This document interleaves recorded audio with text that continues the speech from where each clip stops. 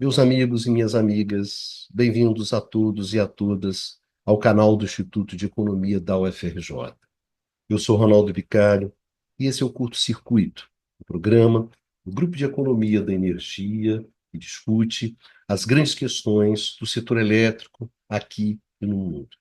Nesse curto circuito de número 61, eu gostaria de conversar com vocês sobre a grande crise do setor elétrico brasileiro, uma grande crise que ocorreu na década de 80 e marcou de forma muito forte a evolução do setor elétrico a partir daí.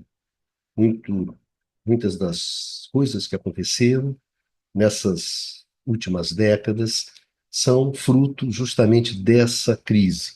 Muitos problemas, muitas questões que nós enfrentamos hoje ainda são desdobramentos daquela crise e dos diagnósticos e das soluções que foram encaminhadas a partir daquela crise.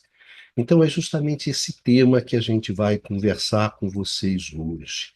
Esse é um curto-circuito, é evolução. Como vocês sabem, nós já discutimos isso anteriormente aqui, o curto-circuito ele foi concebido para ser um curso continuado sobre o setor elétrico. E de forma a enriquecer a análise e facilitar a compreensão de vocês, nós decidimos organizar o curto-circuito em blocos de programas. A gente tem os curtos circuitos notícia, que são aqueles programas que discutem os principais eventos que estão acontecendo no setor. Nós temos os curtos-circuitos questões-chave, que analisam, né, as questões fundamentais presentes no debate do setor. Temos também os curtos-circuitos política energética, que abordam os grandes temas da política energética e os seus desdobramentos sobre o setor elétrico. Os curtos-circuitos entrevistas, né, nos quais nós debatemos com especialistas os grandes temas, os temas relevantes. E, por último, os curtos-circuitos evolução, que é o programa de hoje, né? Que são aqueles curtos-circuitos que debatem os grandes acontecimentos, as grandes decisões e os grandes embates, né? Que marcaram a evolução do setor. Como nós já discutimos aqui anteriormente, é fundamental para a gente entender o que acontece no setor elétrico, a gente ter uma visão do conjunto. O setor elétrico não é apenas a transmissão, não é apenas a geração ou a comercialização. É importante que a gente tenha uma visão do conjunto. Mais do que isso, que a gente tenha uma visão de todas as dimensões do problema. Não só a dimensão técnica, mas a dimensão econômica, a dimensão política, a dimensão organizacional, institucional. E além de ter essa visão do conjunto e uma visão multidimensional, é importante a gente também ter uma visão dinâmica, ou seja, ver o setor em movimento, ver o setor em evolução. É fundamental a gente saber como a gente chegou até aqui, para inclusive poder imaginar da onde nós vamos a partir daqui. Então, essa discussão sobre a evolução do setor é uma discussão importante. No curto-circuito 53, a gente, que era também um curto-circuito evolução, a gente discutiu a grande crise do setor elétrico, mas a grande crise do setor elétrico mundial. Hoje, nesse curto-circuito 51, a gente vai discutir a grande crise do setor elétrico brasileiro, justamente as especificidades do contexto, das causas, das consequências e do próprio diagnóstico da crise brasileira. Como essa crise do setor elétrico mundial, ela se manifestou, no caso, no Brasil. A natureza da crise brasileira, ela é distinta e explica muito a evolução do setor elétrico brasileiro nas últimas décadas e, inclusive, os impasses, né, recorrentes que travam a evolução do setor elétrico brasileiro, que impedem a gente de seguir adiante, né? Então, entender o que aconteceu, né, o que acontece hoje no setor é importante quando a gente vê a crise que está acontecendo hoje e compara essa crise com o que aconteceu na década de 80. Quer dizer, Entender o que aconteceu na grande crise do setor na década de 80 no Brasil ajuda a compreender o que acontece hoje no setor. Porque está presente nos dois momentos uma desestruturação institucional que é muito mais utilizada, tanto lá como agora, como um recurso para o avanço de determinados interesses, né, presentes no setor, do que realmente compreendida nas suas consequências negativas para a evolução do setorial, né? Então, essa desestruturação institucional, que está presente hoje e que estava presente também na grande crise dos anos 80, ela é muito mais vista, né? Ela é vista muito mais como uma oportunidade do que como uma ameaça. Então, entender isso, entender como aquilo que aconteceu lá atrás, lá nos anos 80, rebate hoje, é importante para, né, para entender o que acontece hoje. Então, esse vai ser o nosso tema de hoje, né? O tema que nós vamos discutir. Gostaria de lembrar para vocês que toda, todos os vídeos que nós citamos aqui nesse programa, eles vão estar na descrição no vídeo. Assim como na descrição do vídeo, vocês encontram detalhadamente qual é o tipo de programa, né? Nesse caso, é um curto-circuito evolução. Como vocês têm uma lista de todos os curtos-circuitos evolução que nós já fizemos até hoje, de forma que vocês possam aproveitar melhor as informações, né? As análises que estão presentes no curto-circuito. Então, vamos começar o nosso programa, lembrando também, né, como sempre, que vocês podem ouvir esse programa no formato de podcast, canal IE-UFRJ. Vocês encontram nos melhores tocadores aí que estão presentes na praça. E vamos lá, vamos começar num primeiro bloco discutindo as especificidades da crise brasileira dos anos 80. No que a gente foi diferente, né? O que tinha na crise dos anos 80 do setor elétrico brasileiro, que era diferente, que diferenciava o que nós estávamos passando daquilo que o resto do setor elétrico no mundo estava passando. Vamos lá, vamos dar uma olhada nisso.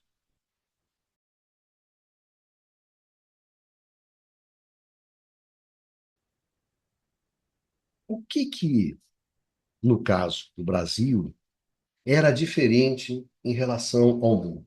O que estava acontecendo aqui no Brasil, ali nos anos 70, nos anos 80, que era diferente daquilo que estava acontecendo no mundo, né? Quais eram as especificidades da crise brasileira? Vamos dar uma olhada nisso. Vamos começar com a dimensão técnica. Quando a gente olha a crise do setor elétrico no mundo, como a gente viu no curto-circuito 53, a dimensão técnica ela tem uma importância muito grande na explicação dessa crise.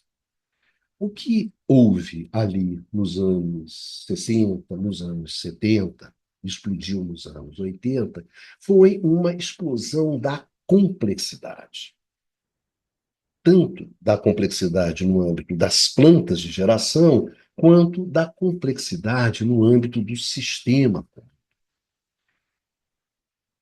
Quando a gente olha no âmbito das plantas, o que a gente observa é que as plantas elas eram cada vez maiores e mais complexas.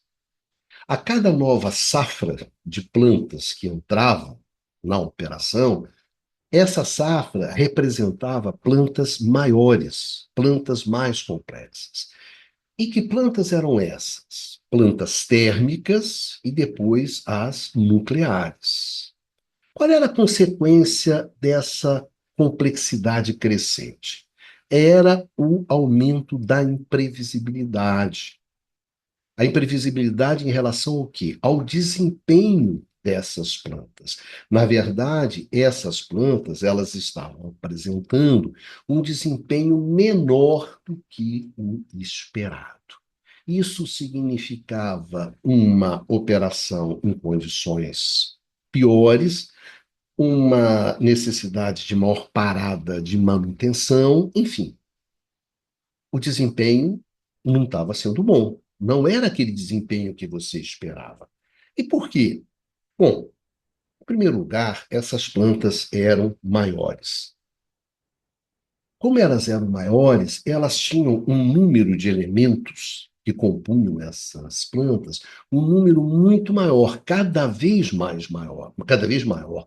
Então, isso significa que a planta, né, em termos de um sistema, ela está se tornando uma planta cada vez mais complexa, portanto, mais imprevisível. Outra coisa importante é que essas plantas elas estavam operando em condições muito mais severas de pressão e temperatura. Operar numa pressão maior e numa temperatura maior, significava o quê? Significava ter um rendimento melhor. Se você tinha um rendimento melhor, significa que o seu gasto com combustível era menor. Então, havia ali operar com pressão e temperatura maiores significava operar com quê? Com custos menores. Então, por isso que você buscava essas temperaturas mais elevadas. Eram as chamadas centrais supercríticas, mas, no entanto, o desempenho dessas plantas, quando elas entraram em operação, foi um desempenho muito abaixo do esperado. Que se traduziu isso? Então, quando você colocava essas plantas maiores para reduzir lá os custos fixos, plantas operando com pressões em temperaturas maiores para reduzir os custos variáveis, que é o gasto com combustível. Então, você esperava o que? Que os custos iam cair. O que aconteceu? Os custos foram aumentando. Você passou a ter um maior custo de operação e um maior custo de manutenção. Então você teve ali o quê? Uma inversão naquela sua trajetória que vinha ao longo de todo o século XX de que custos menores, custos menores, custos menores. Por que aconteceu isso? Como a gente viu lá no Curto-Circuito 53, aquele programa de pesquisa tecnológica na geração que produzia inovações tecnológicas baseadas no quê? Na exploração de economias latentes de escala, ou seja, construir plantas cada vez maiores.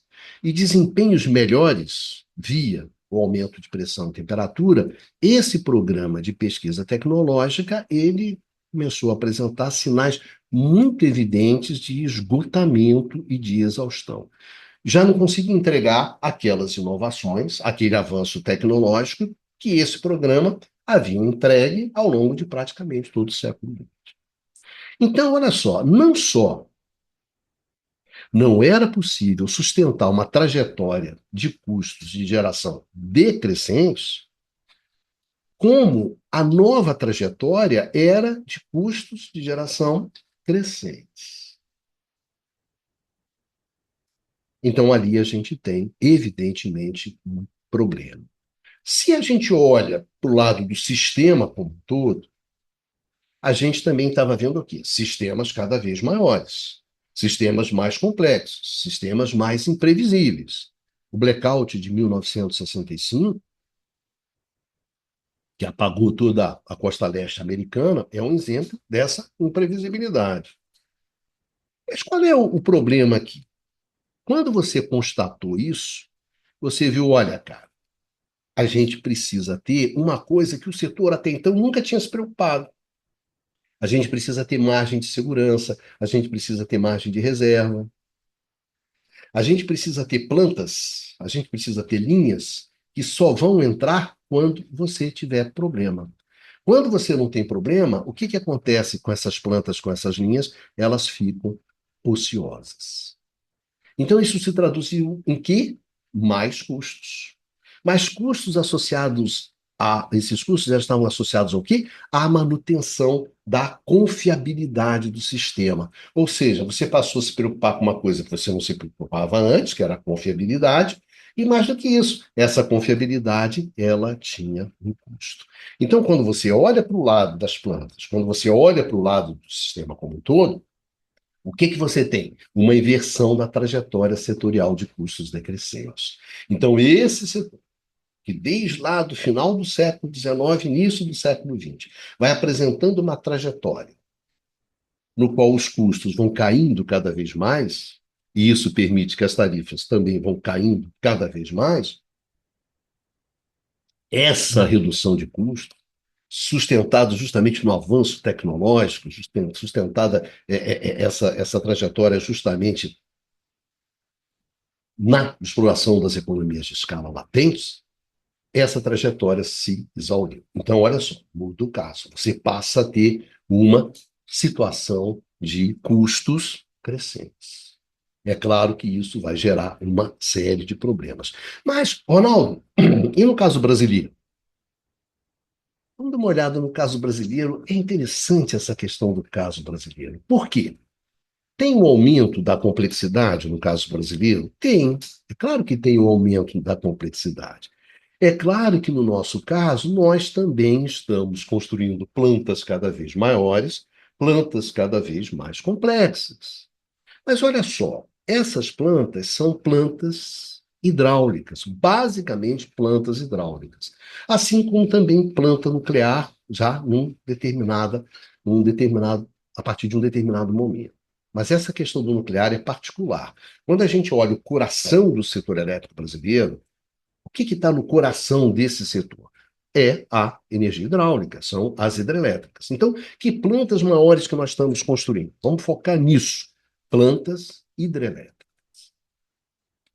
O que tem interessante nesse aumento da escala, quando a gente olha as hidrelétricas, é que, no nosso caso, o aumento da complexidade ele não foi sinônimo de uma explosão da imprevisibilidade.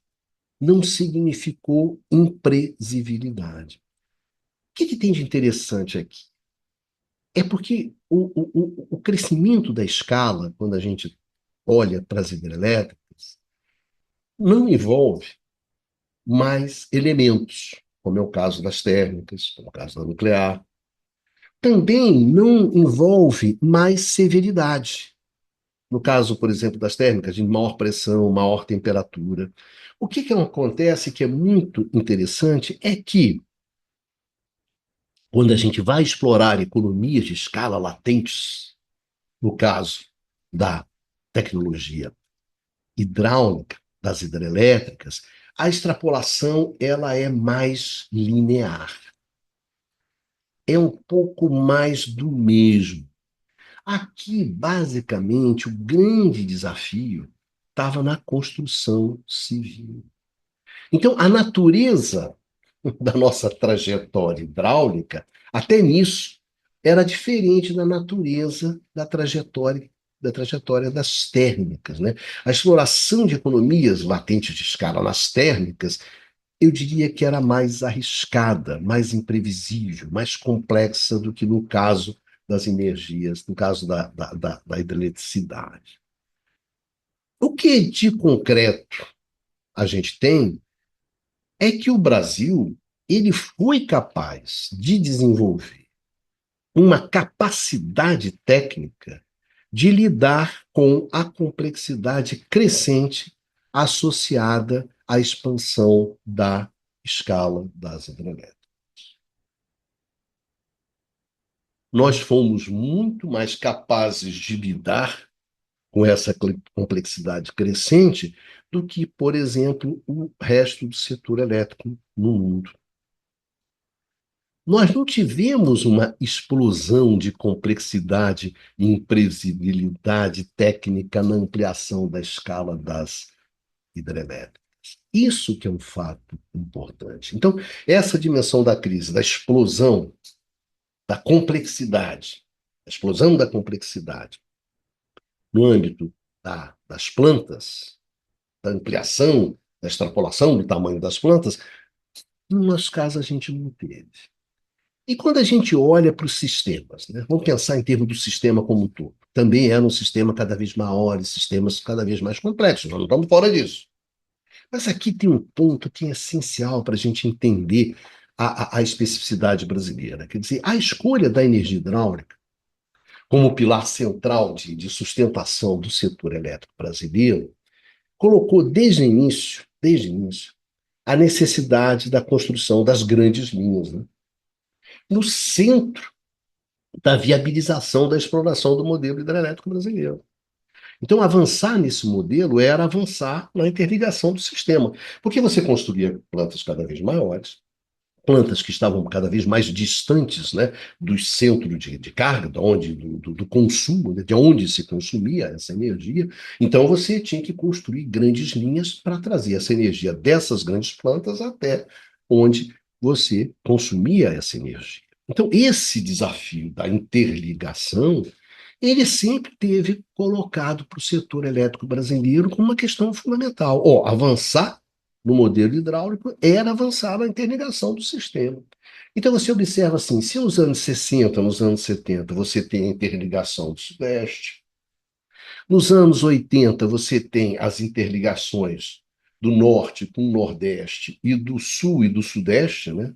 Com a entrada de Itaipu, né? O grande linhão de Itaipu. E nos anos 90, no final dos anos 90, você tem a integração Norte, Nordeste e Sudeste, quando você constrói o Leão da Norte e Sul. Então, essa questão da interligação, nós já estávamos jogando firme desde os anos 60, desde os anos 70. Então, o nosso sistema sempre apresentou um grau de interligação, por exemplo, muito maior do que no caso americano. Até hoje, os Estados Unidos têm três sistemas. Nós só temos um sistema. Um sistema e só Roraima, só Boa Vista, que não está interligado. O resto está tudo interligado. Então, na verdade, o Brasil ele foi capaz de desenvolver uma trajetória sustentada tecnicamente de ampla e extensa interligação do seu sistema elétrico. Então, olha só, nós não tivemos uma explosão de complexidade, uma explosão de imprevisibilidade técnica na ampliação do nosso sistema elétrico. Então, não há uma explosão de complexidade e imprevisibilidade técnica no forte aumento de escalas, né? Tanto ao nível das plantas, quanto no nível dos sistemas hidrelétricos, observado no setor elétrico brasileiro a partir dos anos 70. A gente não tem essa explosão de complexidade e imprevisibilidade técnica. Portanto, isso que é importante é que a dimensão técnica, ela não está presente de forma significativa na grande crise do setor elétrico brasileiro, hidráulico dos anos 80. Você não explica essa crise a partir de uma crise na base técnica, como foi no caso do resto do mundo. Aqui você não teve essa crise na base técnica. Essa crise na base técnica, essa dimensão técnica, no caso brasileiro, ela vai se concentrar nas plantas nucleares, no programa nuclear. É apenas nessa parte do nosso setor é que você consegue associar escala, complexidade, imprevisibilidade técnica, né? Seguindo uma tendência mundial naquele momento. Mas o nuclear não é e nunca foi o coração do setor elétrico brasileiro. Se você olha no coração do setor elétrico brasileiro, você não vai encontrar essa explosão de complexidade técnica, de imprevisibilidade. Ou seja, você não vai encontrar essa dimensão da crise. Você não vai encontrar essa crise na base técnica, concretamente, quando a gente olha no caso do Brasil. A coisa é muito específica e está no nuclear. E acabamos chamar a atenção até que mesmo essa crise na base técnica, as dificuldades que nós tivemos no nuclear, a gente superou ao longo do tempo.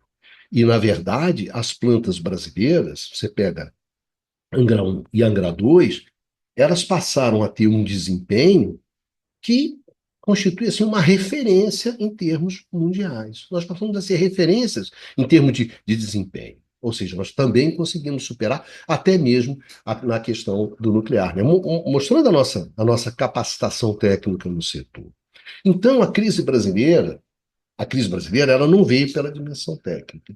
E quando a gente olha na dimensão econômica, né? O que acontece quando a gente olha na dimensão econômica? Bom, então não é técnico. Então, que acontece? É econômica? Quando a gente olha o mundo, tem uma coisa interessante que é o seguinte. Em primeiro lugar, você tem um forte aumento dos custos de geração térmica, que são justamente advindo do choque do petróleo. Você tem um choque do petróleo, aumenta o preço dos derivados, isso bate no custo da geração térmica. Primeira coisa, ali no início dos anos 70. Existe também uma questão importante na dimensão econômica da crise, quando a gente observa o mundo, é que é o descasamento. Um descasamento entre a expansão da oferta da energia elétrica e a expansão da demanda dessa energia elétrica, fruto da recessão econômica, com fortes impactos sobre as contas das empresas elétricas, né? Por um lado, você tem aumento de custos e, por outro, você tem redução de receitas. Ou seja, as plantas que estavam entrando eram plantas cada vez maiores. O sistema estava numa forte expansão. Uma forte expansão, por quê? Porque a demanda ela tinha se expandido fortemente, né, nas décadas anteriores. Então você tinha uma trajetória de expansão da demanda muito forte. Então você está expandindo o setor de uma forma muito forte para atender essa expansão da demanda. Só que com a recessão, o que acontece com essa expansão da demanda? Ela cai. Então você segue expandindo a oferta e o que acontece com a demanda? Ela para. Então, olha o descasamento. Então, esse descasamento é importante na explicação da crise do setor elétrico no mundo. Além do mais, o que acontece? Você tem outro fator econômico que é muito pesado, que é a explosão, né? A explosão dos juros, né? Que você observa principalmente ali no final dos anos 70, uma explosão dos juros que bate num setor o quê? Que já está com as suas contas fragilizadas em função do processo intrínseco de custos crescentes, como a gente viu, né? De geração e também do sistema em função da confiabilidade. Além do mais, soma o aumento de custo lá dos derivados do petróleo. Tem um descasamento entre expansão da oferta e expansão da demanda. Pô, você joga em cima disso um juro elevado, né? Um setor que é intensivo em capital, olha só. Essa, muito pesado, né? E quando a gente olha no caso brasileiro, aqui é interessante o caso brasileiro. Em primeiro lugar, o insumo fundamental do setor elétrico brasileiro o insumo não é os derivados, né, de petróleo. Os derivados de petróleo, eles não são os insumos fundamentais do setor elétrico brasileiro. O insumo fundamental é a energia hidráulica. Então, nesse sentido, né, os choques do petróleo, tanto o primeiro quanto o segundo, eles servem muito mais para reforçar a trajetória de expansão da oferta de energia hidrelétrica, que substitui, inclusive, o quê? Em alguns casos, os caros combustíveis fósseis. Então, se o aumento dos combustíveis fósseis, o aumento do petróleo, prejudicava a expansão do sistema elétrico no mundo, que era um sistema baseado em térmicas, no caso brasileiro, não. Isso reforçava essa expansão. Inclusive o quê? Para produzir uma energia elétrica à base de um insumo que não era derivado de petróleo, justamente para lá na frente substituir os derivados de petróleo. Então nós chegamos a ter programas no qual nós substituíamos os derivados de petróleo caro, por exemplo, óleo e combustível caro, por uma energia elétrica o quê? Barata, que a gente produzia a partir da energia hidráulica, que foi um programa chamado eletrotermia. Você substituía caldeiras de combustível, de óleo combustível, por caldeiras o quê? A eletricidade. Então o choque não, o choque reforçou a gente, pelo contrário. Outra coisa aqui que é importantíssima são as políticas econômicas anticíclicas, né, empregadas pelo governo Geisel. Porque essas políticas anticíclicas, elas implicaram em um forte aumento da demanda de energia. Por quê? Porque, em primeiro lugar, essas políticas anticíclicas, elas eram baseadas no investimento no quê? Justamente na complementação da industrialização brasileira. Que setores esses que estavam entrando, né? Que você queria fazer investimento para expandir esses setores? Siderurgia, metais não ferrosos, Vicário, alumínio, por exemplo, papel celulose, petroquímica, fertilizantes, ou seja, o que caracteriza esse conjunto de setores? São setores eletrointensivos, eles consomem muito. eles consomem muita energia elétrica. Então, essa política de implementar esses setores, de completar a industrialização brasileira, implicava o quê? Numa política que demandava a expansão o quê? Da infraestrutura energética. Então, olha só, aqui nós não temos contração da demanda, aqui a gente não tem recessão. Aqui é o contrário. Essas políticas levam o quê? À expansão da demanda. Por outro lado, também, no governo Geisel, você tem as políticas de redução das desigualdades regionais. Reduzir essas desigualdades regionais via a equalização do que? Do acesso das regiões à energia elétrica. Então, o acesso à energia elétrica era visto como o quê? Como um instrumento de desenvolvimento econômico e social, e, portanto, uma redução das desigualdades regionais. Enfim, isso também representava o quê? Representava aumento do consumo de energia, no caso, o consumo de energia elétrica.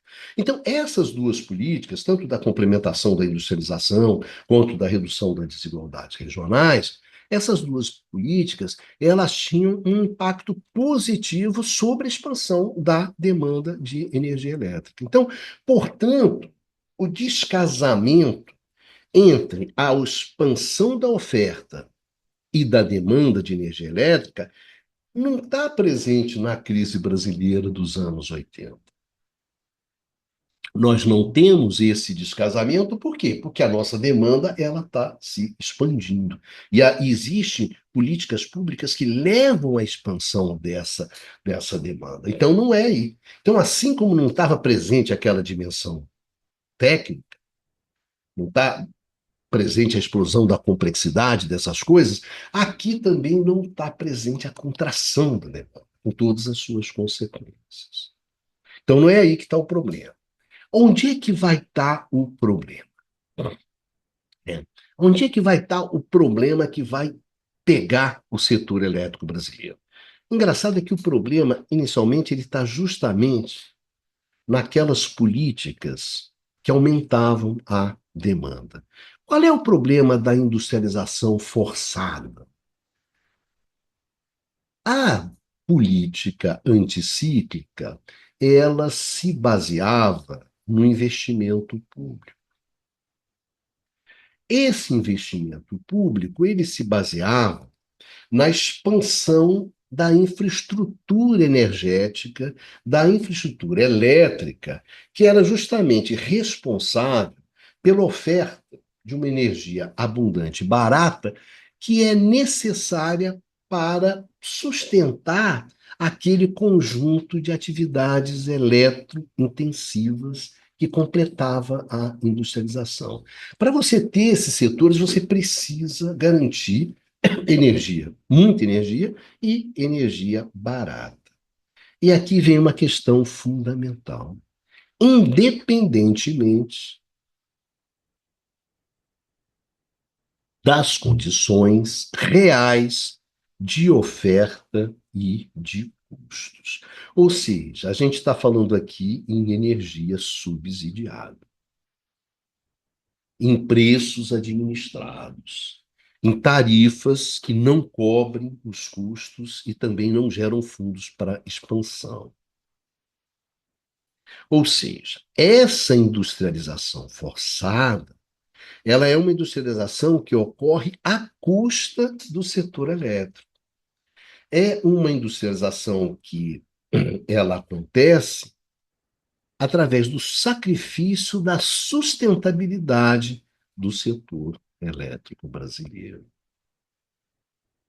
Ou seja, a consequência disso é a deterioração progressiva das tarifas.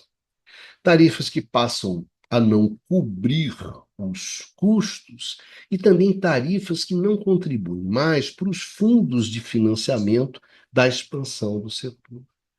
Tanto aqueles fundos próprios das próprias empresas, quanto os fundos setoriais, que basicamente eram frutos, eram fundos que vinham do Imposto Único de Energia Elétrica, do empréstimo compulsório, que estavam associados às tarifas. A queda da tarifa acontece o quê? Uma queda da arrecadação desses impostos e, por exemplo, uma queda desses fundos setoriais de financiamento da expansão.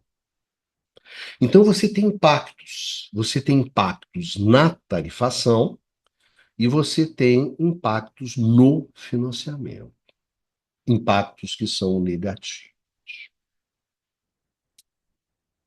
Então, nota bem que essa economia em marcha forçada, a essa economia, né, em marcha forçada, como está lá no livro famoso, né, do mestre Antônio Barros de Castro, você também tem o quê? Você tem um setor elétrico também em marcha forçada. E isso afeta o setor, porque não foi dada a esse setor as condições do que de manter essa marcha forçada. Mas não é só a política dessa industrialização, né, dessa complementação da industrialização, essa política industrial. A política de redução das desigualdades regionais, elas também geraram problemas. Por quê? Porque o que se baseia essas políticas de redução das desigualdades regionais? Elas se baseiam na equalização do acesso da energia elétrica. E a equalização desse acesso é a equalização tarifária. Ou seja, você ter uma mesma tarifa no Brasil em todo. Você ter a mesma tarifa em todas as regiões. Na verdade, isso era uma extensão da equalização dos derivados de petróleo para a energia elétrica. O que você tinha no caso dos derivados de petróleo? Olha, se você está num estado que tem uma refinaria, você pagava um preço do derivado menor do que naquele estado que não tinha a refinaria. Qual foi a solução que você fez? Falou, olha, é o seguinte, olha, vamos fazer o seguinte, vamos fazer um fundo, que basicamente é um fundo de transporte. É um fundo de transporte gerenciado pela a Petrobras, que quem está mais perto da refinaria vai pagar um pouco mais, e quem está longe da refinaria vai pagar um pouco menos. E vamos tentar equalizar.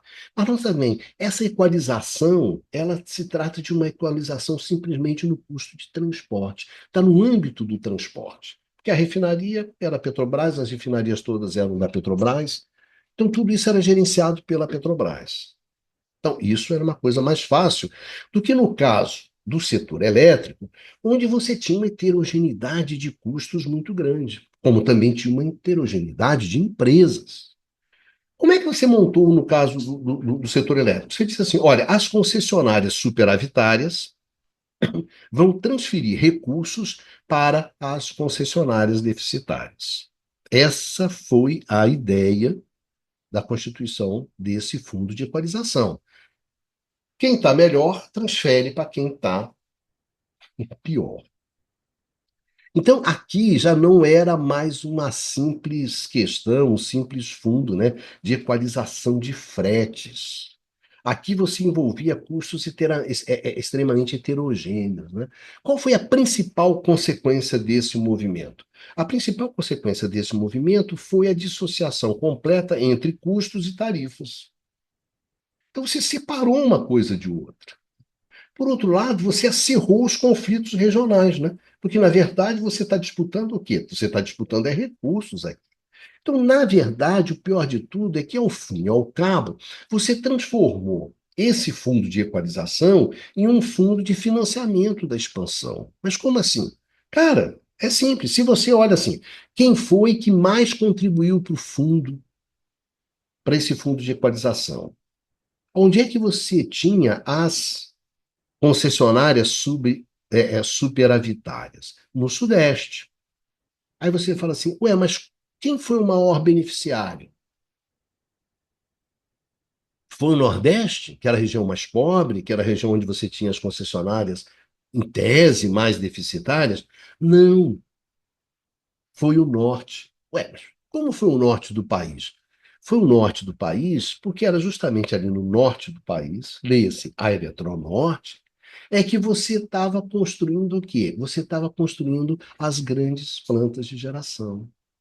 Porque a expansão se estava se dando no norte do país. Então, quando você tinha uma expansão, você tinha que fazer, né, investimentos pesados, você era mais deficitário. Ou seja, na verdade, você transferiu recursos do Sudeste justamente para o norte, onde estava tendo expansão. Enfim, na verdade, você transformou um fundo de equalização num fundo de expansão. Então, na verdade, você não equalizou nada. Você não reduziu as desigualdades via o acesso da energia elétrica. Por exemplo, você não melhorou o acesso da energia elétrica no Nordeste. Isso não aconteceu. Então, o que, que foi a principal consequência desse movimento de tentar da equalização tarifária, de tentar reduzir as diferenças regionais através justamente de transferências de recursos dentro do setor, né? Foi que a equalização ela desestruturou completamente as contas do setor. Isso foi evoluindo de tal forma, que chega num determinado momento ali nos anos 80, onde ninguém paga ninguém. O Estado de São Paulo, via a Eletropaulo, pegava a grana, né, recebia a grana que os seus consumidores de energia elétrica pagavam. Porque os consumidores paulistas, né, pagavam as contas de energia elétrica. Só que a Eletropaulo não transferia, o governo paulista não transferia os recursos para Furnas, ou seja, não pagava energia de Furnas. Tem até um fato interessante, né, que o Camilo Pena, que era presidente de Furnas, vai reclamar com o Sarney, e Sarney fala, mas Camilo, o que que você quer? Que eu invada São Paulo? Você quer o quê? Que eu corte a luz de São Paulo? Você dá uma ideia de como é que essa coisa foi desestruturando, né? Como é que isso foi desarrumando a coisa toda. Então, essa equalização tarifária, essa política de redução tarifária, de redução da desigualdade regional, detonou as contas do setor. Agora, teve um outro elemento da dimensão econômica da crise brasileira, que foi a utilização cada vez mais, né, cada vez maior, do setor elétrico para atingir objetivos de política econômica. Quer dizer, passou-se a usar cada vez mais o setor elétrico brasileiro no controle da inflação, para resolver problemas de balanço de pagamentos. Ou seja, a utilização do setor elétrico para alavancar determinadas políticas públicas, política industrial, política de desenvolvimento regional, política econômica, né, de controle de inflação, essa utilização afetou profundamente a integridade do setor. E a integridade aqui, ela é vista como o quê, Ronaldo? O que você chama de integridade? Gente, integridade é justamente a capacidade que o setor tem de reunir os recursos necessários para que você possa garantir o acesso à energia elétrica necessária para o desenvolvimento econômico, para o bem-estar da sociedade, no curto, no médio e no longo prazo. Isso que é integridade. Recursos técnicos, econômicos, financeiros, institucionais, políticos. Se eu não consigo reunir esses recursos, eu coloco em risco o quê? Justamente a garantia do acesso da energia elétrica, no curto, no médio ou no longo prazo. Integridade é isso, é ter os recursos necessários para garantir agora, hoje, amanhã e no futuro. No entanto, essa integridade, ela é colocada em risco. E isso é muito interessante quando a gente imagina, né? Quando a gente olha os outros programas do curto-circuito que nós fizemos sobre a evolução do setor elétrico brasileiro, você vê que se você pensa ali desde os anos 30, nos anos 40, nos anos 50, 60, 70, o que que você está fazendo? Você está tentando construir um setor elétrico que seja justamente o quê? Sustentável no tempo. Então, na verdade, o que que você está fazendo ali até os anos 70, até os inícios dos anos 70? É justamente construir essa integridade do setor. É ter um setor elétrico brasileiro que seja capaz de garantir a energia elétrica no curto, no médio e no longo prazo. Essa é a luta até os anos 70. início dos anos 70. Né? Depois, o que que você observa? Você observa justamente esse setor que você construiu,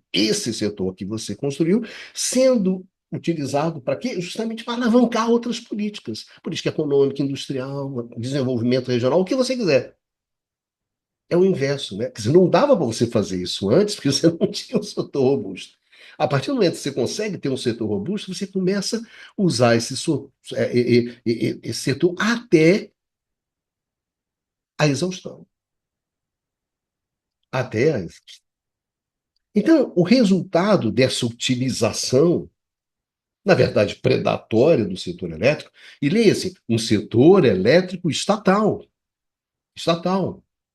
Porque desde 1978, ali no final dos anos 70, a Light sai do Brasil. E o setor elétrico brasileiro vira praticamente todo ele estatal. Qual é o resultado dessa exploração, né, mais pesada do setor elétrico brasileiro estatal? O resultado concreto disso foi o esgotamento das fontes de financiamento do setor. Tanto as fontes, né, próprias das empresas, quanto dos fundos setoriais, dos chamados fundos setoriais. O que sobrou? Sobrou, em primeiro lugar, foram os recursos limitados do Tesouro, que realmente não deram conta, né, do vigor da expansão que você estava fazendo. Não, o Tesouro não segurou. Né? E voltar ao seguro seria voltar ao Tesouro seria você voltar aos recursos orçamentários, que era lá os anos 30, os anos 40. Então, se o Tesouro não segurou, quem é que ia segurar? O endividamento externo. O endividamento externo. Então, o setor que até então era financiado por recursos próprios passa a depender o quê? De recursos externos. E isso não dura muito, né? O endividamento externo, ele vai se exaurir com a crise do início dos anos 80. E aí você tem um setor boçalmente endividado, endividado com condições de financiamento muito ruins, né? Onde se destacam a existência dos juros flutuantes. E o que é interessante aqui é que, no final das contas, você vai chegar a uma situação de crise financeira, de setor elétrico quebrado, que era a mesma situação dos países desenvolvidos. Só que você chega nessa situação por vias completamente diferentes daquelas vias percorridas pelo setor elétrico no resto do mundo. Ou seja, você também desembarca numa crise financeira. Você não tem a complexidade técnica que gera custos crescentes, nós não tínhamos essa dimensão. Você não tem a dimensão da contração da demanda, da recessão econômica, também não tem. Mas, no entanto, você bate numa restrição, né? Numa restrição de receita, numa queda de receita muito forte, só que via contenção da tarifa, fruto de políticas públicas. Então, embora a crise seja uma crise financeira, ela é uma crise que tem uma dimensão institucional. E é isso que a gente vai ver no último bloco.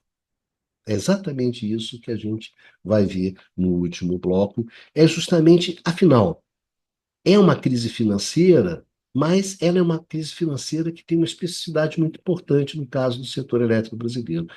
O que está por trás dessa crise financeira? Essa que é a questão importante quando a gente olha no caso brasileiro. Vamos lá dar uma olhada nesse último bloco para que a gente possa encerrar o programa. Vamos lá.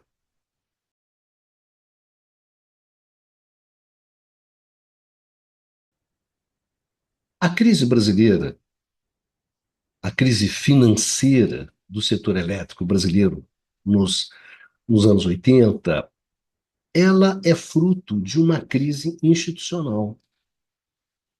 Ela é fruto de um déficit de coordenação política, um déficit de coordenação política que se traduz completa incapacidade de coordenar os interesses em conflitos, né, em conflito, preservando a integridade do setor. O que acontece é o contrário.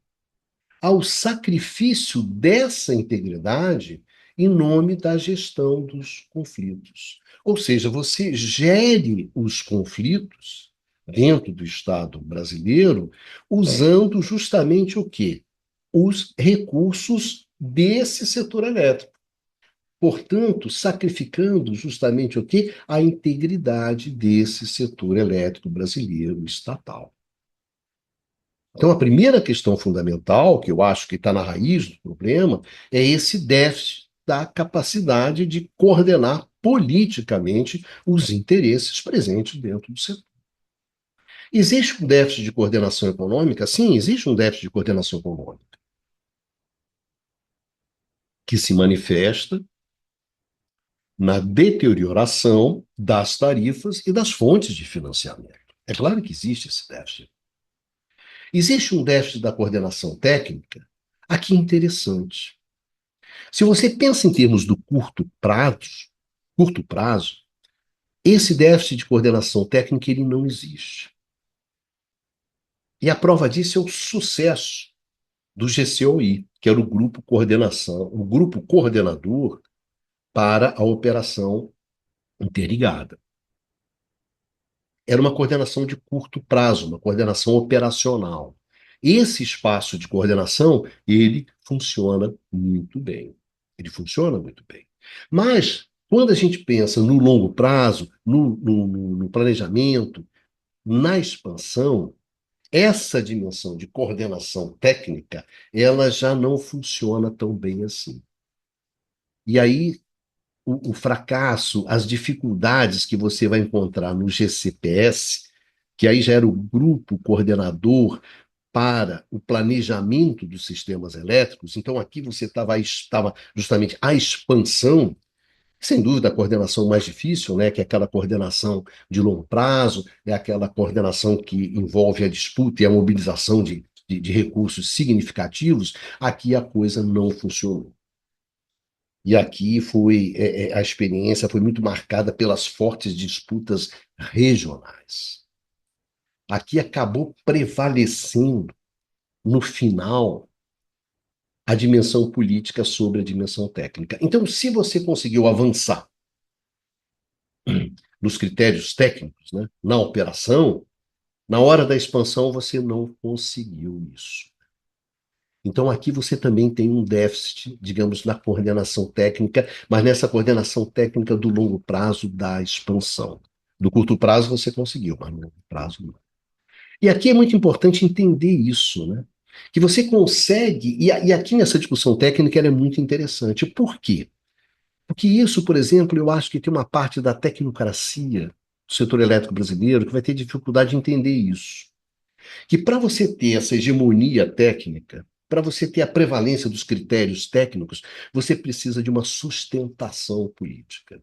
No limite, a questão é muito simples. É a coordenação política que sustenta a coordenação econômica e a coordenação técnica. Sem essa coordenação política, você não consegue segurar a coordenação econômica e a coordenação técnica. E eu acho que o caso brasileiro é muito interessante. E o caso do GCPS, né, dessa coordenação do longo prazo, ela reflete muito bem isso. Cara, o decisivo é a coordenação política, é a coordenação dos interesses. É ali que você joga a cartada fundamental para configurar e sustentar uma coordenação econômica e uma coordenação técnica que garanta a integridade do sistema elétrico, da expansão e da operação do sistema.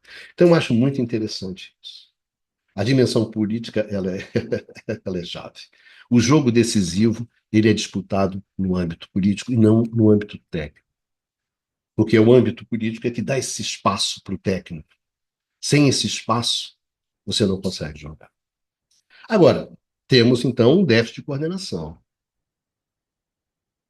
Agora, nota bem, na medida em que o Estado brasileiro, no setor elétrico estatal, ele jogava um papel fundamental na coordenação técnica, na coordenação econômica e na coordenação política do setor, o enfraquecimento desse Estado, é claro que ele gerou uma perda de capacidade de coordenação setorial que levou à crise do setor. Então, eu acho o seguinte, que embora a crise ela tivesse uma face mais visível, que era a crise financeira, a dimensão principal e decisiva da crise brasileira, da crise do setor elétrico brasileiro nos anos 80, é a crise institucional. Eu acho que não era, em suma, não era um problema de falta de fundos, mas era um problema de falta de coordenação. Coordenação técnica, coordenação econômica e coordenação política. Principalmente coordenação política. Então, a fragilização do Estado, que era o cara que jogava, que armava esse meio de campo, arrebenta com a coordenação, joga o setor na crise. Agora, é muito interessante um pequeno detalhe. O problema não era o Estado em si, mas a incapacidade desse Estado de desempenhar o seu papel crucial na coordenação do setor. Isso é chave entender. Ah, o Estado é ruim. Então vamos colocar outra coisa no lugar para desempenhar esse papel na coordenação. Mas você vai colocar quem? Você vai colocar o mercado? Olha bem, isso é uma outra discussão que nós vamos ter na frente. Mas se você quiser colocar mecanismo de coordenação de mercado, você vai precisar do Estado para fazer isso. Sem o Estado você não consegue fazer isso. Ou seja, o Estado ele é crucial na coordenação. Não dá para tirar o Estado disso. Não dá para cancelar o Estado disso. O Estado joga um papel fundamental na coordenação. Esse foi o problema fundamental na crise dos anos 80. A incapacidade do Estado brasileiro de jogar, de desempenhar aquela função fundamental que é a coordenação no setor.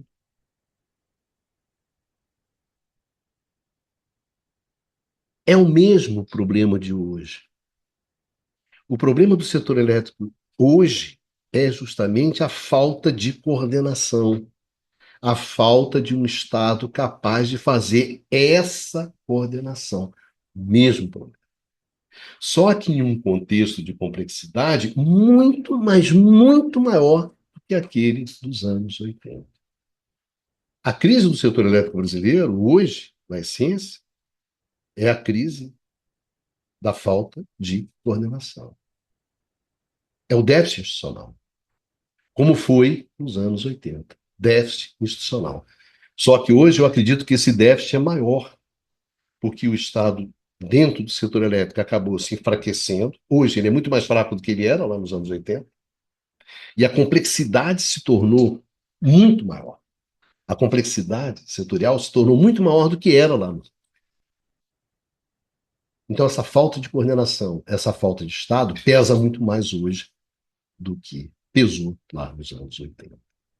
E aqui tem dois temas, para terminar, tem dois temas que nós não aprofundamos aqui, que é o tema ambiental e o tema da segurança, associado justamente esse tema ao nuclear.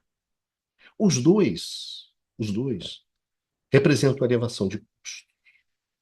No caso do meio ambiente, é você o quê? É você incorporar custos, internalizar custos que antes você não internalizava. Isso também aconteceu com o nuclear nos anos 80, tanto no mundo quanto no Brasil. Primeiro impacto é custo, sendo que o nuclear foi uma explosão. Na essência, o que é essa questão, quando você incorpora a questão ambiental e quando você incorpora a questão da segurança nuclear, isso se traduz o quê? Isso se traduz em uma necessidade maior de coordenação. Então, a gente pode falar que, tanto no caso do mundo, mas principalmente no caso brasileiro também, a incorporação desses dois temas, o tema ambiental e o tema da segurança nuclear, simplesmente fizeram o quê? Aumentaram o déficit institucional. Acirraram o déficit institucional. Então, vai justamente naquela direção que nós abordamos aqui. Então, o que a gente pode falar sobre a grande crise do setor elétrico brasileiro nos anos 1980? Que essa crise ela foi fruto de um déficit de coordenação muito forte, de um déficit institucional e da fragilização do Estado brasileiro, da incapacidade do Estado brasileiro entregar essa coordenação, de uma incapacidade das instituições brasileiras de entregarem o quê? Essa coordenação necessária para enfrentar a complexidade daquele momento que se vivia. E que hoje a gente se defronta, na verdade, com um problema que parece que a gente não conseguiu resolver. Passados 30, 40 anos, nós não conseguimos resolver esse problema. Que problema? A incapacidade do Estado brasileiro de entregar uma coordenação técnica, econômica e principalmente política que garanta a integridade do setor elétrico brasileiro. Portanto, que garanta a capacidade desse setor elétrico brasileiro de garantir aquela energia necessária para o desenvolvimento econômico, para o bem-estar da sociedade brasileira, no curto, no médio e no longo prazo. É isso, meus amigos. Muito obrigado pela atenção de vocês. Um grande beijo em todas e em todos. E a gente se encontra aqui no canal do Instituto de Economia da UFRJ, num próximo curto circuito. Vida que segue e se cuidem.